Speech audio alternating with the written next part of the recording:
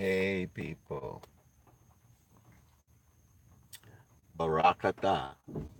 First of all praises to the Most High, Yahweh, and the only rightful King on the earth, Amashiach Yahweh. And this goes out to the 12 tribes scattered abroad. I wanted to bring this out because I was doing a little reading today, which is a neat little thing. What I'm gonna do is I'm gonna show to you that the Bible is a true book. And how do we know it's true? It's recorded in history. So we have biblical writings and then we have historic writings.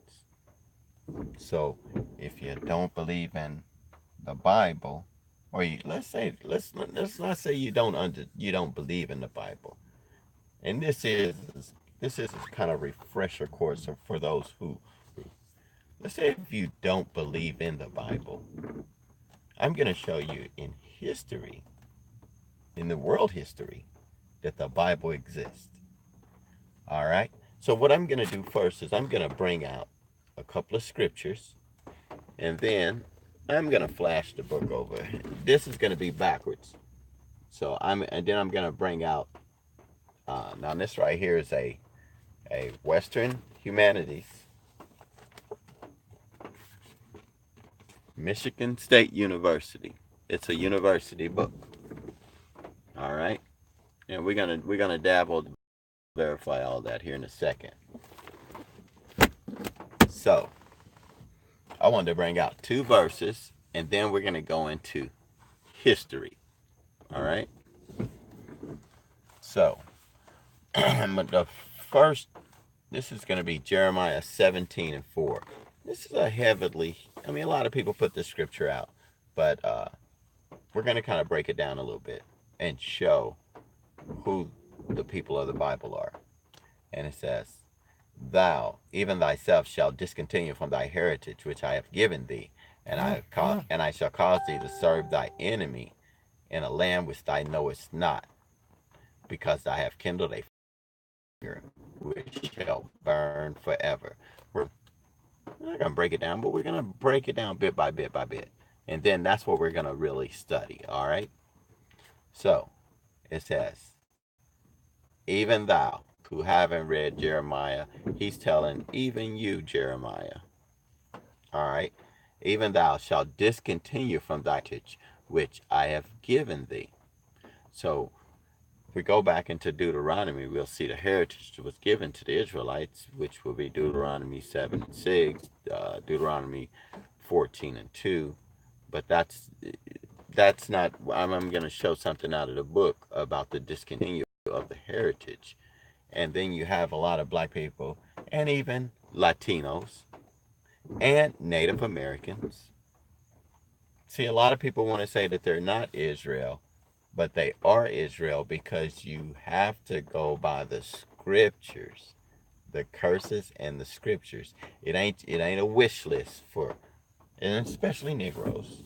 They want all the Israelites to be black and Hamites and all that, but the Hamites is the one who had you in captivity first, you know, and you can't show me one scripture that's dealing with Hamites. I mean, well, there is one. You can't show me any precepts or any more understandings to that, because I can show you plenty of precepts that Ethiopia is going into chains, and all them Canaanites and all them descendants are going into chains. But that's not what this is about either. All right. But I just had to throw that out there. Please feel free to comment at the bottom of it, and I answer every comment that I can get to. I will say, I wish I didn't go live. I should have just made a video because I didn't really expect any dialogue, but I've never did a live video, so I just want to put something out there. All right. So it says, "Discontinue with thy heritage which I have given thee." All right. So what we got to do is figure out Well, here's what we know about the children of Israel. It's just like a clue, and you got to put the book together. So these people of God have been discontinued from their heritage. So with that, when you think of that, I want you to formulate in your mind, think of like the Chinese people or the Japanese people or Arabs or Europeans or even Africans. Have they been discontinued from their heritage? Also think of Negroes. Have they been discontinued from their heritage? How about the Native Americans? Have they been discontinued from their heritage? How about the original indigenous Latino Indian who is here? Now, I think we're getting confused by the word Latino because Latino come from the Latin speaking Spanish people. But that's not my point. I mean, I could say the Native Americans, or but even to say American, it's just a big matrix.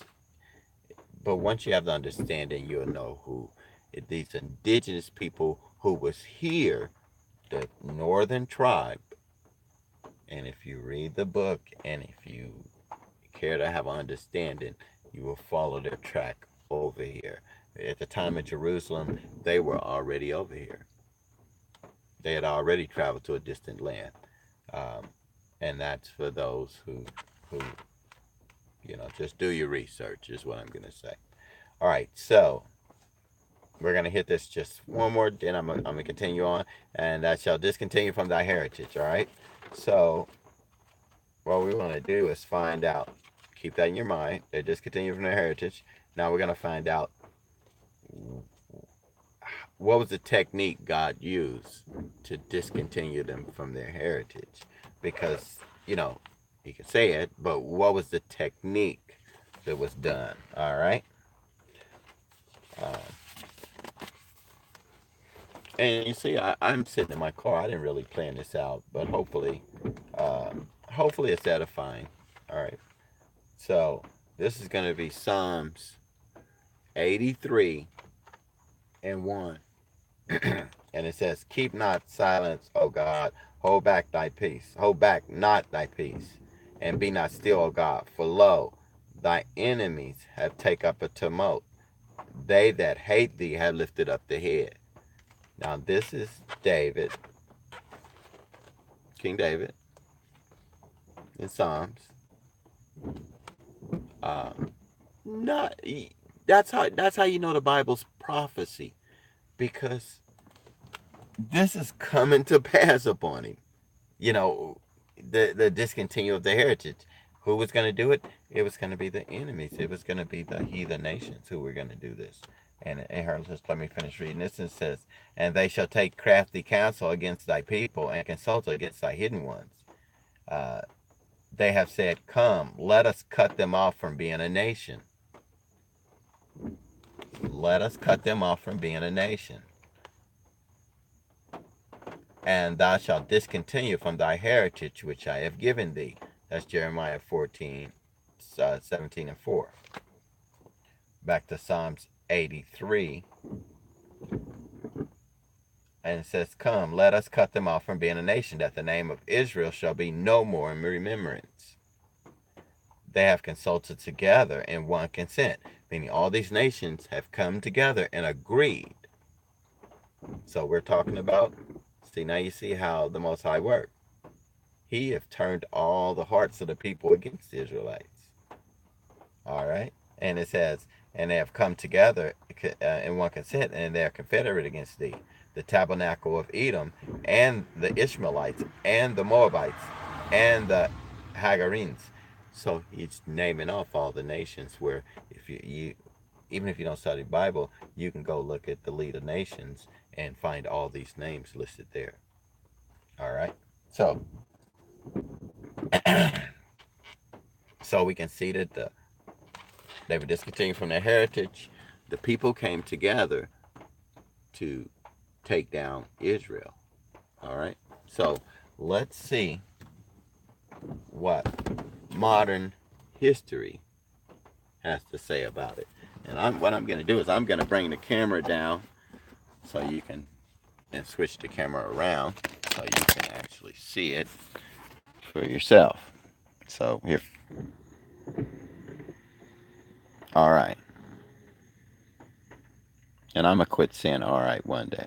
All right, let's see. This is Western Humanities, Robert T. Matthews, and DeWitt Platt. Uh, I just want to verify where the book's coming from.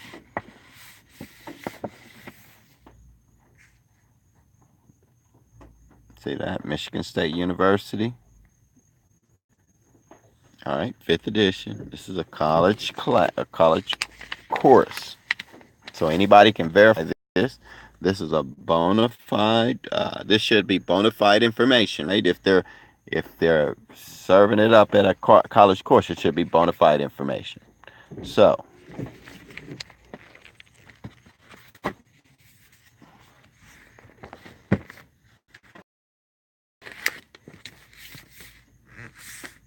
all right. So I'm gonna just glance over it. We're gonna just look at some headings here. We're gonna say the Jewish civilization. See, this is in your history books. Now, if the Bible's fake, why would they put it in your history book? See? All right. But it's not just the pictures or that. Let's see what they say. And here's another clue to who the people are, because, it's funny that black people are always talking about they stole our culture and our identity, but what did they steal? And let's see if they recorded it in history what they have taken from you. All right, here we go. It says Judeanity and the rise of Christianity. What I'm going to do is I don't know, how should I do this? Should I keep it pointed at the book, or should I? Let me do it like this. All right. It says, the the great civilizations, Mesopotamian, Egypt, Greek, and Rome, were all wealthy and powerful, dynamic, and they contributed enormously to the Western heritage. Yet, listen here, listen closely. It says, greater contribution, one that cannot be measured in buildings or government, came from a political insignificant people who lived in a tiny corner of eastern Mediterranean during ancient times. Now, that eastern Mediterranean, they call the Horn of Africa, where this area is. So understand there's no such thing as Eastern Mediterranean. Where is the Middle East? Where is that? Well, where's the Middle West? Where's the Middle North and South? So it was just renamed, and just to read the Bible. So we know that most of us, anybody who's doing consciously, they know it. There ain't no such thing in the Middle East. So it's so easy in your mind to just overcome those little stumbling blocks. All right, so here we go. The people created the people created a religion. Now, they never had a religion because they had laws, statutes, commandments that came out of the book. All right. Here, let me turn this light on. All right. All right. All right. It says the people created a religion that helped the people shape the character civilization of the Western world through the Hebrew Bible, the Old Testament to Christian. Judaix belief, how about that one? Were passed on both Christianity and Islam and spread it around the world. In addition, the fruitful interaction of Judeo-Christian heritage and Greco-Roman classic ideas enrich and transform Western humanities. So, Check this out. Check this out. The very name of this book is Western Humanities, right? When you go here, it says it was this people who created a religion that helped shape the character of civilization of the Western world. So what was taken from you? Your whole civilization. Through the Hebrew Bible, the Old Testament to Christianity. Judaic's beliefs were Judaic's beliefs, that's right, forgive me, I misspoke last time. Beliefs were passed on to both Christianity and Islam. So both of those religions come from Judah. And it's going to say that. So here it is right here. All right.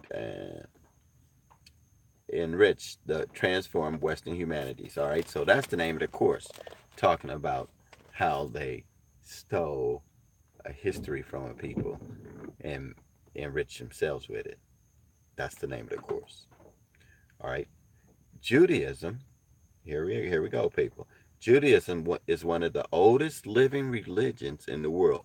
We don't use religion because we know God gave us law, statutes, and commandments. Now we know it. All right. It originated in the 3rd millennium BC among a tribe of Middle Eastern people who placed themselves in the center of world's history. Now, who says they're kings and queens and that the whole world was revolving around them? So you got to understand how people were coming into seeing Israelites, or let's say ancient Hebrews, and trying to understand these people. They were saying that the world revolves around them. That was the look from outside. That's how the Gentiles look back up on the Israelites. All right. All right. So, all right. Who placed themselves in the center of world history and created a sacred text for passing on their heritage. Unlike the history and religions of other ancient people and histories and religion, the Jews were inextricable connection that they cannot be separated. So, in other words, they said that our culture and our belief in the Bible could not be separated. Unlike the history of the worlds of other people. So, in other words, the Israelites cling to the Bible or the Torah. I'm saying Bible, but Torah. Don't let that stuff be a stumbling block to you. All right, and it says in about 20 BC, many displaced tribes were wandered through the Middle East because of political upheaval and accompanied with the collapse of, and I'm not going to go through all that. I'm just going to hit this. All right, of the kingdom of Babylon. All right, so let's do this. Because they just go into kind of, but we're still trying to stick to the main topic, the main subject of proving the Bible. All right, so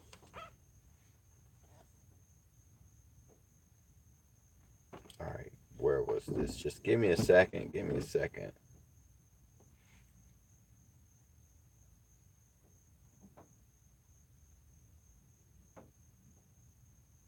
All right, here it is right here. All right, and it says this is going to be on page 146, chapter 6, Judaism and the Rise of Christianity, out of the Western Humanities book, Michigan State University. It says, known as Hebrews and led by a patriarch, Abraham occupied the territory of Canaan, and the religion identified loosely with ancient Israel. See, it says the region is loosely identified with ancient Israel, all right? They settled upon a hill where they tended to their flocks and practiced their craft. The Hebrews considered themselves a unique people, Shalak. The Hebrews considered themselves unique, a belief based on a relationship between Abraham and a great super being who spoke to him and whom he obeyed. This deity, now listen to this. This deity made a covenant or a solemn agreement, a outward sign that which was a circumcision of all males. They're just saying that, all right. After Abraham protected his family and forgive me. All right. With Abraham to protect his family and bring prosperity to his offsprings if they agreed to obey his divine command. Although his Hebrew deity was associated with nature, listen up. He differed from the Mesopotamian deities in his commandments to justice and righteousness. He was an ethical God and sought to pose ethical principles upon humans. So, if the Bible's fake, why are they writing that in the Bible? I mean, why are they writing this in a college course? Now you have to understand the point of view of the writer. He's not a Jew, but so he's just saying, well, they got a deity. Because why is he calling it a deity? Because they call theirs a deity. But their deity was one of righteousness. And they said that they all had nature gods. But this one was a God of justice and righteousness. So that means all the other gods was not about justice and righteousness. And he was an ethical God and sought to impose ethical principles upon humans.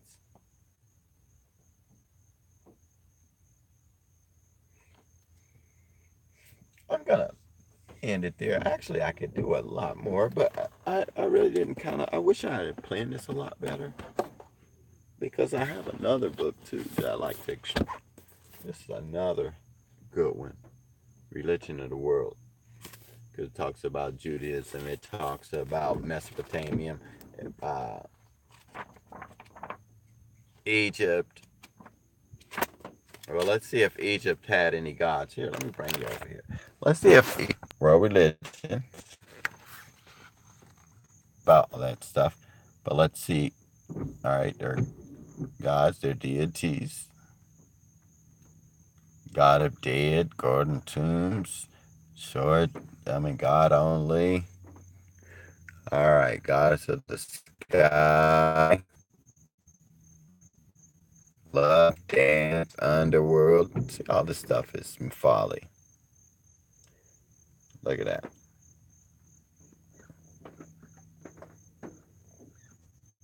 Look, evil and death, God of the dead. See, none of these are gods of. See any of them gods of righteousness? Or any of them looking ethical? So y'all can follow that if y'all want to. And then I pull you out of this book, take you into another college course. And because you'll stay lost. And then I could take you back to the Bible. All the way back. I'm going to end it with that. Hopefully I get some questions. This is my first little time trying to do this. So if you have any questions down below, I'll answer any question. Shalom.